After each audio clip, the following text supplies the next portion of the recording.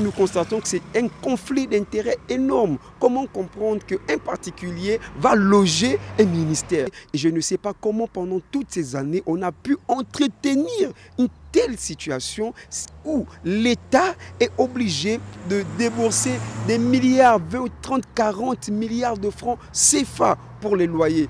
Moi, nous sommes quand même des Bantous. Imaginez moi qui suis un Kodjen de Wormokok par OIM, être locataire dans mon village. Mais je serais la risée de tous les villageois.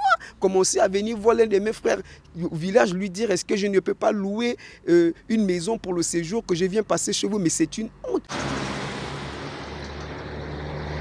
Aujourd'hui, la problématique est de savoir est-ce que cette sortie ou l'arrivée du CTRI va finalement mettre fin à cette mafia entre griffes. Nous restons optimistes tout en espérant que réellement tous ces gros bonnets qui ont donc entretenu cette mafia, qui sont aujourd'hui connus de tous d'ailleurs, et pour la plupart d'ailleurs toujours aux affaires, ne mettront pas un blocage dans cette volonté du président de la transition gabonaise, donc à rompre, sinon à leur sevrer justement de ce qu'on peut qualifier aujourd'hui de biberons qui les a nourris pendant des années. Je vous disais tout à l'heure que c'est plusieurs milliards de francs CFA.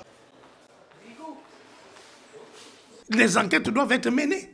Il appartient au parquet de la République, il appartient à la police judiciaire, aux instruments, n'est-ce pas, chargés de la lutte contre la corruption, de jouer leur rôle. Et j'interpelle ici l'Agence nationale d'investigation financière et la Commission nationale de lutte contre l'enrichissement illicite.